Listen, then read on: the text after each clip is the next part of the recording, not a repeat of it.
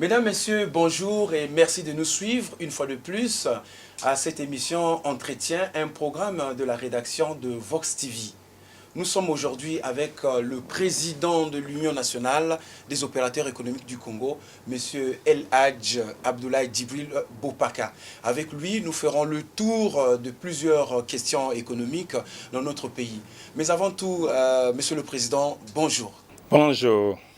On vous a vu récemment sur les images au cours d'une réunion de la société civile recevant les délégués de M. Martin Berry, qui est le secrétaire permanent du Conseil national de dialogue. Mais bien avant aussi, vous avez été représenté le secteur privé dans un engagement dans la lutte contre la malnutrition infantile. Et vous vous êtes engagé justement, vous avez même été désigné président de cet engagement du secteur privé. Est-ce que c'est vrai que vous mangez à toutes les soupes? D'abord, je tiens à vous remercier de nous avoir conviés à votre émission. Je voudrais tout simplement vous dire qu'avec le secrétaire permanent, le secrétaire consultatif du dialogue national, oui, nous avons eu un entretien avec lui-même, personnellement, et nous étions reçus dans le cadre de l'UNOC, l'Union nationale des opérateurs économiques du Congo, et dans le cadre aussi du Conseil supérieur islamique du Congo. Et cette rencontre nous a permis de comprendre à peu près le calendrier. Et nous attendons maintenant la grande rencontre, que nous allons parler des vrais points que nous avons retenus pour le dialogue national avec la cellule qu'il a mis en marche pour rencontrer les gens. On a eu ce rendez-vous-là. Nous attendons. Et comment vous appréciez cette démarche du Conseil national de dialogue qui vient discuter avec vous? Bon, je pense que la démarche, c'est une démarche consultative. C'est tout à fait normal qu'ils puissent avoir le contact avec les représentants des différentes institutions, que ce soit les partis politiques, la société civile, les partis de centre, tout ça là, bon, ceux qui sont au pouvoir, ceux de l'opposition, c'est une bonne chose. Et parce que pour constituer un programme, le point à l'ordre du jour, il faut quand même avoir déjà un regard sur les attentes des différents organes, de regarder un peu comment ça se représente au niveau national. C'est pourquoi nous avons apprécié. Et là, selon les informations, après ici Brazzaville, bon, ils vont faire le tour de l'intérieur du pays.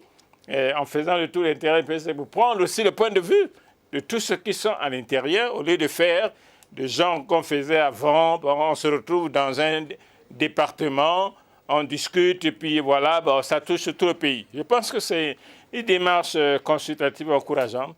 On n'est pas pressé. Et ce qui est important, c'est de prendre en compte les points de vue de toutes les couches qui sont dans le pays. Lorsque les opérateurs économiques décident d'accompagner l'État dans la lutte contre la malnutrition, ça veut dire que le problème est grave? Ben, vous savez que notre pays a signé les accords avec les Nations Unies. Nous avons participé à la réunion au niveau de Londres et au niveau aussi de notre pays, la CEMAC. Ce qui fait que le secrétaire général, ministre à la présidence de la République, a pensé nous donner des informations et nous associer dans ce travail et en mettant en place, comme vous l'avez constaté, on a mis en place un réseau du secteur privé national qui va s'occuper des questions sur la malnutrition au niveau de notre pays. Et vous savez que dans le pays, il y a déjà un comité ad hoc qui existe au niveau du gouvernement. Donc nous venons comme partie prenante en tant que secteur, en tant que des acteurs économiques pour assister le gouvernement. Ce n'est pas seulement de voir les questions de ce qu'on doit manger, mais de voir aussi les politiques qu'on doit mettre en place, comment faire en quelque sorte que l'État congolais prenne en compte les préoccupations de l'ensemble de ces acteurs-là. Voilà.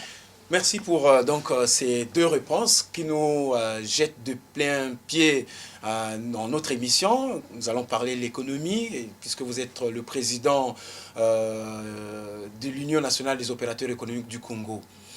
Monsieur le Président, il y a quelques mois, le gouvernement a signé un accord avec le Fonds monétaire international pour permettre au Congo de se relancer. Et depuis que cet accord a été signé, il y a beaucoup de voix qui s'élèvent parlant de 48 mesures que le FMI aurait imposées au Congo, mais que jusqu'alors, des mesures qui ne sont pas vulgarisées. Est-ce qu'à votre niveau, vous connaissez ces 48 mesures? Sinon, est-ce que vous trouvez normal que ces 48 mesures ne soient pas connues? Vous savez bien que sur les accords entre le FMI et le Congo, sur les 48 mesures que vous venez de parler, ce n'est pas le FMI qui a imposé, c'est le Congo qui a accepté. Dans les négociations, ils ont retenu ces mesures-là. Bon, maintenant, dans la mise en pratique de ces mesures, nous pensons que nous sommes bel et bien au courant de ces 40 journées, même des exemplaires de ces mesures. Le devoir appartient au gouvernement. C'est le gouvernement qui a signé les engagements et c'est le gouvernement qui doit mettre en place sa feuille de route pour la mise en application de ces mesures. L'évaluation, ce n'est pas nous qui pouvons le faire, c'est le FMI qui pourra faire avec son partenaire. Mais nous, en tant que consommateurs, en tant que population, nous constatons qu'il y a un silence. Il y a beaucoup de silence sur ces questions, il n'y a pas de transparence. Et on espère que le gouvernement va prendre en compte ce qu'ils ont pris comme engagement pour satisfaire la population. Parce que les effets, jusque-là, on ne les sent pas. Nous sommes encore dans une période de transition, on est en train de voir, mais on n'a pas des explications claires. Par exemple, nous, les opérateurs économiques, on n'a pas reçu le gouvernement. Le ministre des Finances devait nous recevoir pour nous parler de ça. Mais on n'a pas eu cet entretien, on n'a pas ce contact. Donc, on ne peut pas commenter quelque chose qu'on ne connaît pas. Donc, jusqu'à aujourd'hui, nous pensons que les opérateurs économiques, oui, notre point a été retenu sur le règlement de la dette intérieure commerciale. Ce point retenu, nous attendons le ministre des Finances pour que nous puissions nous retrouver pour regarder sur ce que nous avons déjà pris comme avance. C'est-à-dire qu'on avait lancé les audits depuis 2018, ce n'est pas 2019, depuis 2018, mais qui était prévu pour 3 mois, 4 mois. Bon, maintenant, le gouvernement a pensé qu'il faut prendre l'ensemble de la dette intérieure commerciale, donc partant de 2003 et jusqu'à 2018, et nous attendons les conclusions de ces audits-là. Et ce n'est qu'à partir de conclusions de l'audit que nous, en tant qu'organisation patronale, nous pourrons écouter des propositions du gouvernement, comment il entend payer, comment les conditions que nous avons subies depuis des décennies pour atteindre cette dette qu'on n'a pas eue. Justement, Président, ça fait un moment que vous n'arrivez pas à vous accorder avec le gouvernement sur exactement quel est le montant de la dette intérieure, notamment la dette commerciale que vous réclamez au niveau du gouvernement. Vous parlez de plus de 1000 milliards de francs CFA. Le gouvernement pense que c'est beaucoup moins. Est-ce qu'il y a une commission paritaire qui a été mise en place pour finalement fixer le montant réel de cette dette et qu'elle soit remboursée? Bon, sur les questions de montant, je peux vous tranquilliser. Vous savez que lorsque nous avons travaillé écouté les conclusions du ministre Ondongo, en ce temps-là, il était ministre des Finances, il nous parle de 300 milliards. Bon, maintenant, avec le ministre Nganongo, on entend qu'on nous parle de 1700 milliards. Bon, mais nous, les opérateurs économiques, nous savons que c'est plus que ça. C'est ça la raison qui a fait que on met en place les audits. Parce que ce n'est qu'à partir des audits que nous saurons exactement ce que l'État doit aux opérateurs économiques. Mais on pense aussi que vous réclamez un peu trop à l'État. Vous n'avez rien fait, on ne voit rien dans la ville, mais vous réclamez quand même assez d'argent. Non, je pense qu'il ne faut pas tomber dans le piège de ceux qui ont la priorité de la parole, les hommes d'État. Vous savez que le secteur privé congolais a beaucoup travaillé aussi. Dans toutes les municipalisations que vous avez suivies, nous avons participé. Dans beaucoup de réalisations au niveau du pays ici, que ce soit au niveau de la santé, au niveau scolaire, au niveau des commandes, nous avons participé. Dommage que lorsqu'on nous a lancé des commandes, ce n'étaient pas des commandes des maisons, hein, c'est des appels d'offres. Les gens ont enregistré, ils ont enregistré dans leur budget. Et que maintenant, au moment de payer, on pose des problèmes pour dire que non, là il y a le faux, là il y a le vrai. Là, non, c'est pourquoi nous attendons les conclusions de l'audit, parce que nous sommes des partenaires, nous ne sommes pas les appendices de l'État, nous sommes des partenaires. Nous avons des documents, nous avons des chantiers reconnus, certifiés et acceptés par l'État, et nous on attend que le paiement. Nous sommes d'accord. Il y a des situations où nous reconnaissons qu'il y a eu des opérateurs économiques véreux. Il y a des situations des opérateurs économiques honnêtes. Mais nous sommes pour que le tout soit clarifié par l'État. Et à partir de là, avec l'État, on s'entend comment procéder au paiement. Mais on ne peut pas s'amuser à se moquer des opérateurs comme vous dites, non, ce qu'on dit la dette, là, il n'y a rien. Non, attention, il ne faut pas abuser comme ça. Parce que ce dossier de la dette est connu du gouvernement depuis 2003. Le gouvernement a beaucoup de difficultés. C'est pour ça d'ailleurs qu'il est allé signer avec le Fonds monétaire international. Est-ce que les opérateurs économiques sont aujourd'hui prêts à faire eux aussi des efforts, c'est-à-dire à annuler une partie de leurs dettes? Non, nous ne sommes pas dans ce discours-là encore. Vous savez que les difficultés de l'État sont connues. Ce qui veut dire que nous aussi, nous avons des difficultés. C'est ça. Et maintenant, c'est la négociation. Il faut que l'État soit transparent, discute avec nous clairement, de ne pas chercher à nous annuler la dette parce qu'on est État.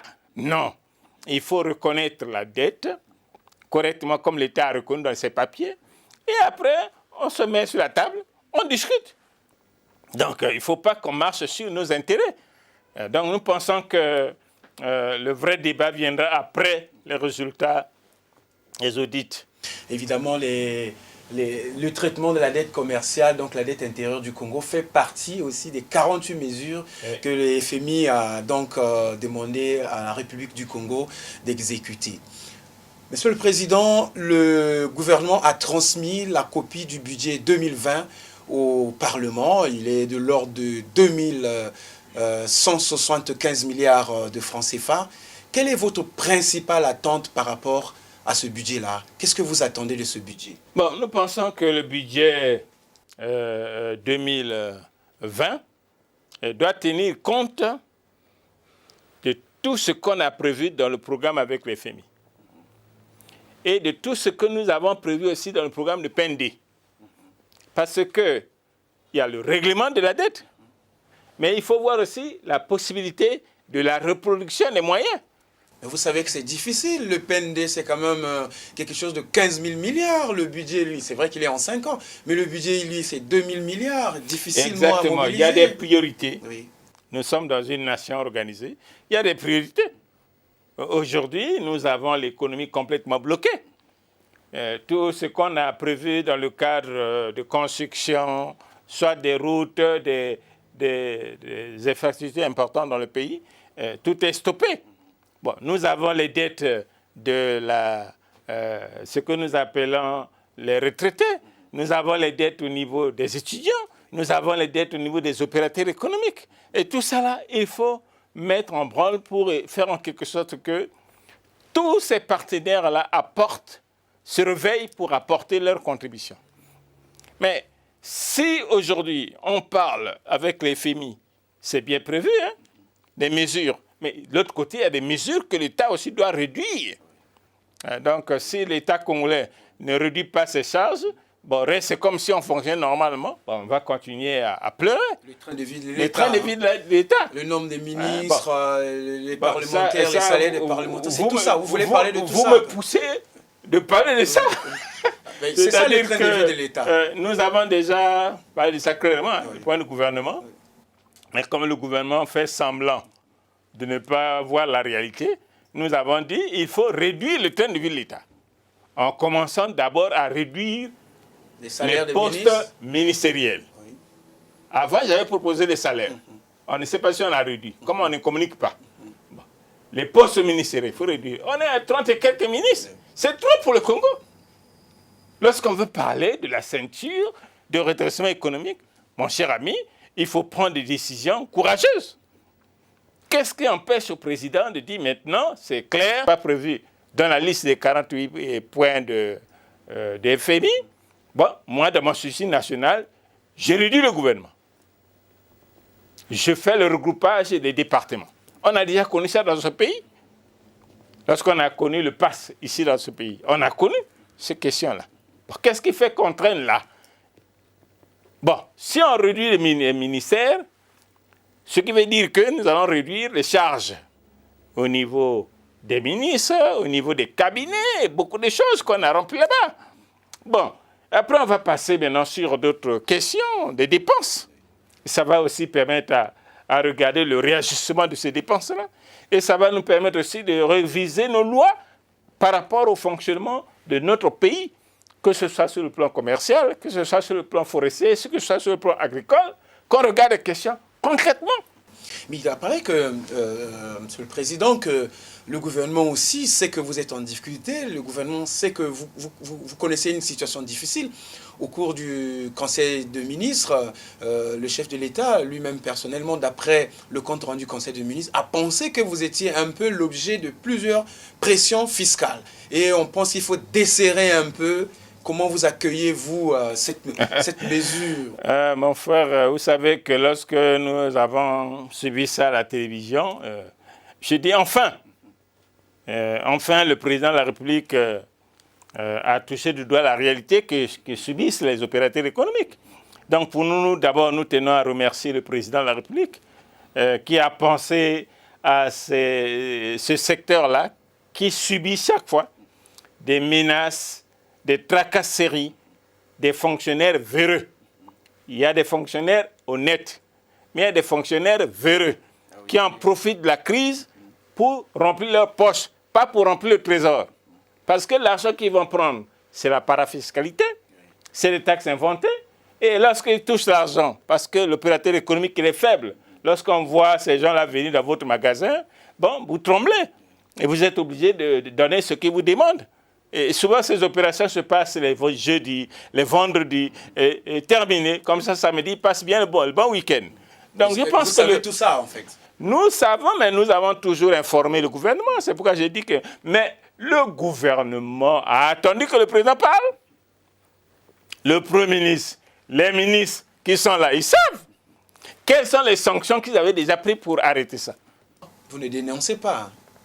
Bon, nous dénonçons, on écrit, j'ai des sections ici organisées, on écrit, le ministre du Commerce connaît, que ce soit des Finances connaît, mais quelles sont les sanctions?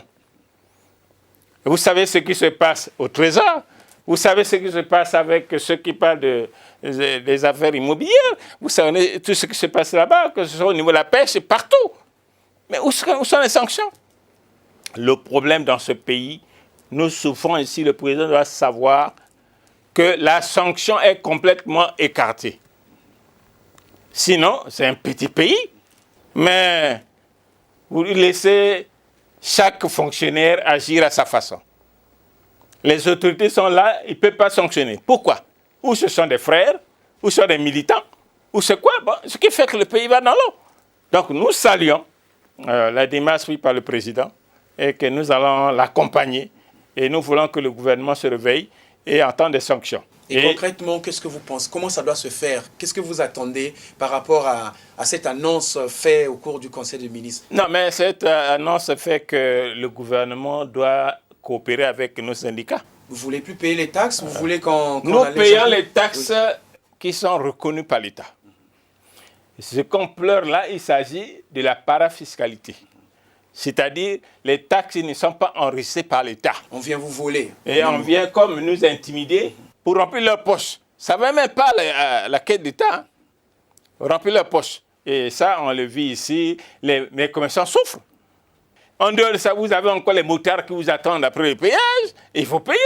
Bon, partout, vous devenez vraiment les gens comme si vous étiez responsables de la crise du pays. C'est pas mauvais de payer les péages. Mais non, le péage nous payons, mais non, il ne s'agit pas seulement de payer. Nous avons déjà critiqué les montants qui ont été arrêtés, trop cher, au détriment de la population. Aujourd'hui, vous voyez les produits ici à Brazzaville, à Pointe-Noire, partout, même à l'intérieur du pays.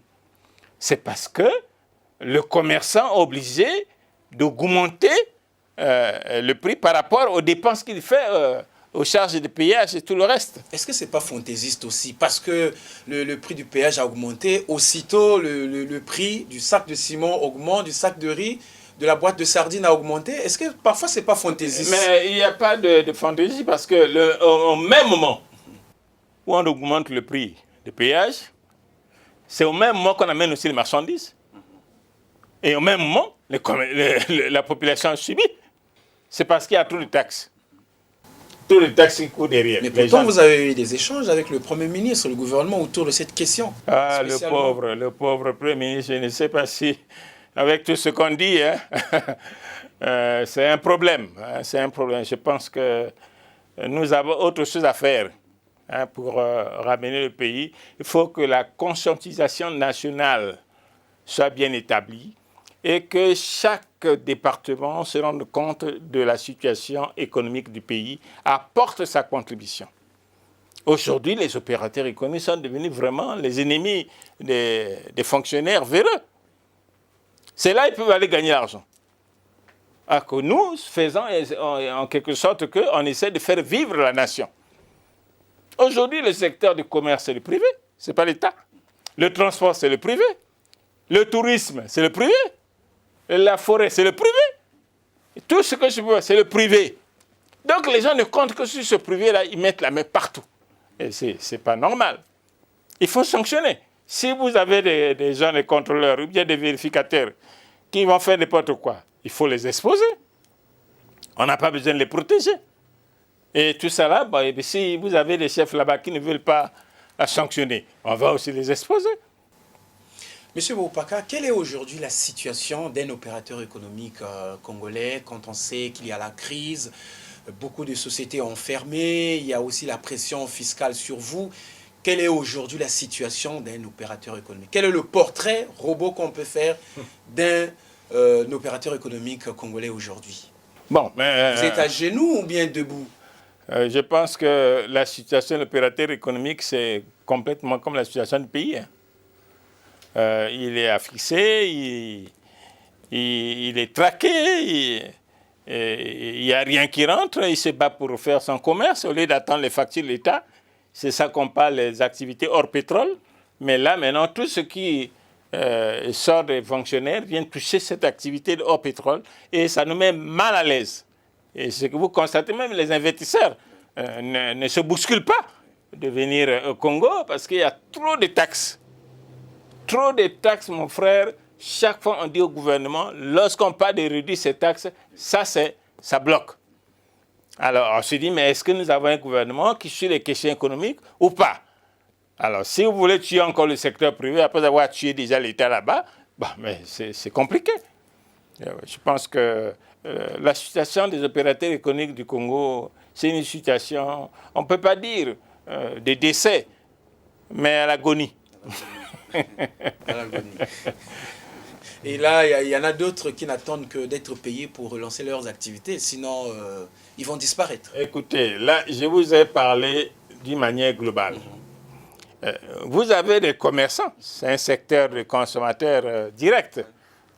Déjà, ce secteur-là est coincé. Malgré qu'il peut vendre, hier la sardine était à 350, aujourd'hui elle est à 400. Et beaucoup d'autres produits comme ça. Même les œufs commencent à disparaître. Et tout ça là, c'est compliqué. C'est quoi? Ce sont nos amis, nos frères congolais qui ne veulent pas nous laisser la liberté d'agir. Bon, vous avez les secteurs comme le tourisme et tout ça, ça ne peut pas fonctionner parce que les gens, il faut de l'argent pour aller avoir des clients à l'intérieur du pays, beaucoup de choses. Bon, vous avez les secteurs de construction, de bâtiments, des travaux publics. Bon, ça ne peut pas marcher parce qu'on ne paye rien. Le trésor, là-bas, ça ne fonctionne pas. L'argent ne coule pas. Donc, ça nous pose des problèmes. Et ce qui fait qu'aujourd'hui, d'abord, je salue un peu le ministre des Finances qui fait un travail de fond dans le couloir. Il ne s'annonce pas. Il y a un peu de mutation. Et chaque fois, je l'encourage pour dire... Vous avez besoin de ça, ces mutations-là, que ça bouge un peu? Écoutez, on ne peut pas rester un poste de directeur général ou quoi, de directeur de projet et de finances plus de 20 ans. Mais vous donnez l'occasion à ce frère-là de mettre en place un réseau. Des réseaux de vol ou de... Mais le réseau de quoi? La corruption. Il y a la corruption, il y a le pillage. Et il se dit maintenant comme roi, il est là. Il ne bouge pas. 20 ans. Et ça, c'est dans les régies financières. Partout. Vous avez des directeurs qui sont là, 15 ans, 20 ans, ils sont là. Et on ne bouge pas. Pourquoi? Des postes clés, des postes d'argent. Je pense que c'est pourquoi je dis que le ministre des Finances doit poursuivre son travail. Il n'a qu'à aller plus loin.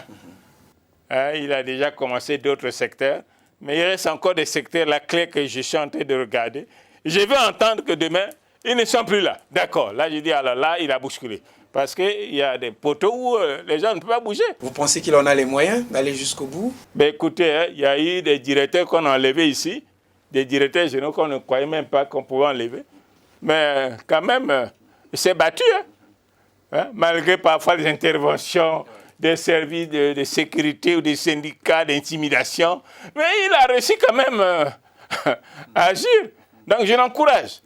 Monsieur le Président Boubacar, vous avez déjà commencé à aborder cette question, cette dernière partie de notre émission. Il s'agit de la lutte contre la corruption. C'est la mesure numéro 29 du Fonds monétaire international qui oblige au Congo de mettre en place une haute autorité de lutte contre la corruption.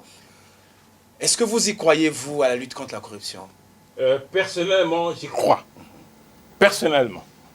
Parce que je n'ai pas commencé aujourd'hui. Oui.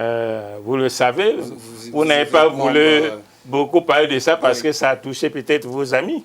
Mais j'ai commencé à lutter dans cette lutte contre la corruption depuis près de 2 décennies. Oui. J'ai été formé par les Américains, par les Français. Bon, j'y crois. Et c'est pourquoi je soutiens l'esprit de mettre en place la haute autorité de lutte contre la corruption. Bon, je sais que le gouvernement a déjà adopté les textes de loi et règlements. Et à partir du moment qu'il y a déjà l'adoption par le gouvernement de ce qu'on appelle le décret d'application. Bon, nous attendons que les documents circulent. Moi, je surveille ça de près. Ah, oui. Ça circule pour que chacun mette sa signature. Et après, on va poser nos candidatures là-bas. Vous êtes décidé à poser votre candidature? C'est peut-être, on n'est pas encore à ce niveau-là. Mais je dis que la lutte contre la corruption, il ne faut pas s'amuser avec. Il ne faut pas aller donner ça à un militant. À mon cadet, à mon compagnon. Aussi, la loi l'interdit. Voilà. Une personnalité indépendante qui est prêt à sacrifier sa vie pour ça, pour la nation. Pourquoi sacrifier sa vie? Parce qu'on a affaire à des bourreaux. Oui. Ah oui. On a affaire à des bourreaux. Nous voyons un peu ce qui se passe qui est là. Mais qui va aller bousculer? Et ça ne vous décourage pas jusqu'aujourd'hui? Pourquoi vous voulez ça? Aller jusqu'au bout? Mais ça ne peut pas me décourager parce que je sais que c'est un crime. La corruption, c'est un crime contre l'humanité. Et on dit aussi que vous, les opérateurs économiques, vous êtes vraiment dans la corruption. Depuis le port de Pointe-Noire, vous ne payez pas les taxes régulièrement, vous préférez trafiquer avec les agents de douane jusqu'ici à Brazzaville. Vous avez raison. Préférez tout ça là. Vous avez raison. Dans notre combat, il n'y a pas de choix à faire. Que tu sois opérateur économique, que tu sois fonctionnaire, que tu sois ministre, que ce soit qui, si tu es dedans, tu dois être frappé. Parce que c'est la survie de la nation. Si l'opérateur économique s'engage pour la corruption, c'est qu'il a un partenaire proche qui est le décideur. Donc, s'ils sont attrapés, et les décideurs, et l'opérateur économique, vous êtes tous frappés. L'autre jour, je disais que des gens crient toujours ici, pas de gauche à droite, on voit, bon, on soupçonne qu'un tel, voilà, ce monsieur-là n'a jamais travaillé, on l'a mis au gouvernement. À peine mis au gouvernement, il a des bloodings. Bon, il a tout ça. Bon, comment faire? Bon, on ne peut pas le toucher. Moi, je dis, parfois, on voit, vous partez dans les réunions. Ce sont les mêmes éléments-là qui sont souvent applaudis. Les Congolais sont terribles. Hein. Ils sont applaudis parce que, bon, c'est un chef, on leur donne un petit 2000 francs, un petit 1000 francs, terminé. Mais ils oublient que ce sont ces gens-là qui mettent en danger leur avenir. On arrive à la fin de ce programme, mais je ne vous laisserai pas sans vous poser une question. Puisque vous êtes le président du Conseil supérieur islamique du Congo, alors comment se porte l'islam? On dit que vraiment vous êtes en pleine croissance au Congo. Bon, il faut dire Dieu merci. Dieu merci que les musulmans ont suivi les directives et respectent le Coran et respectent aussi les autorités du pays. Depuis qu'on est là, depuis que nous avons la commande de la religion islamique du pays, nous essayons de nous efforcer de faire en quelque sorte que les vieux, les jeunes, les mamans suivent le chemin de la religion. Vous veillez sur des comportements qui peuvent... Ça, on est très sévère. Oui. Parce que le Congo, c'est un pays où il y a beaucoup d'étrangers qui sont venus ici, mais de la religion islamique. Et les Congolais aussi maintenant ont regagné beaucoup l'islam. Donc nous sommes en train de faire une révolution, de faire comprendre aux gens ce qu'on regardait hier comme la religion des Ouara. Non, ce n'est pas la religion des Ouara, c'est la religion universelle. Donc à ce niveau-là, nous le Congo, aujourd'hui, on s'imprègne de l'islam. Donc les gens doivent respecter, vous voyez la construction des mosquées dans la ville. Dans tous les quartiers, on en trouve aujourd'hui. Parce que notre politique, c'est de faire en quelque sorte que les musulmans ne puissent pas souffrir. Si vous habitez Kombo, au lieu de quitter Kombo pour aller prier à Poto-Poto, construisez votre mosquée à Kombo, au lieu de venir à Poto-Poto. Celui qui habite Njiri, vous n'avez pas lui demandé de venir à Wenze, il doit construire la mosquée là-bas. Mais comme nous, notre secteur très écouté, c'est le commerce. Nous demandons, mettez l'argent au nom de Dieu. Au lieu de donner l'argent à un individu. Non, donnez l'argent pour construire votre mosquée. Et on construit la mosquée, comme ça, toi, au moins, tu es garanti que Dieu a reçu ta contribution et que toi, ton paiement, ça serait fait au-delà, là-bas. Donc, c'est comme ça que, vous voyez, les musulmans se comportent. Ne sont pas là comme des gens pensent, les questions de terrorisme. Les martyrs. Non, non. Ici au Congo, les musulmans qui sont ici ne savent pas ça.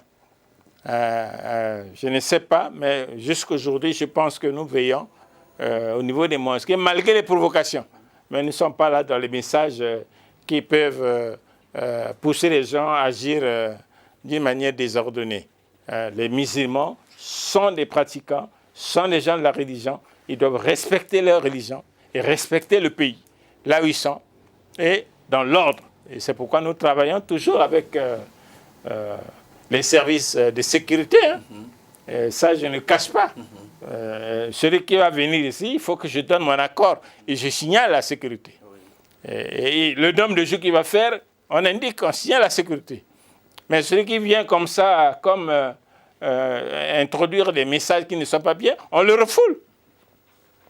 Et ça, de ce côté-là, on n'a pas besoin d'attendre les sacs de riz de quelqu'un pour faire ce travail-là. C'est d'abord aimer ton pays, aimer ta religion, être sévère pour protéger l'ensemble de tes musulmans qui sont là, qui ne comptent que sur vous. Que Dieu nous facilite sur ce chemin-là.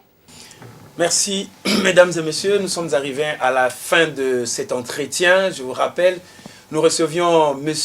El Hadj Djibril Abdoulaye Boupaka, qui est le président de l'Union nationale des opérateurs économiques du Congo, mais à plusieurs titres aussi, membre de la société civile, du Conseil économique et social, qui a été également dans la lutte contre la corruption, ancien karatéka aussi. Merci et à bientôt.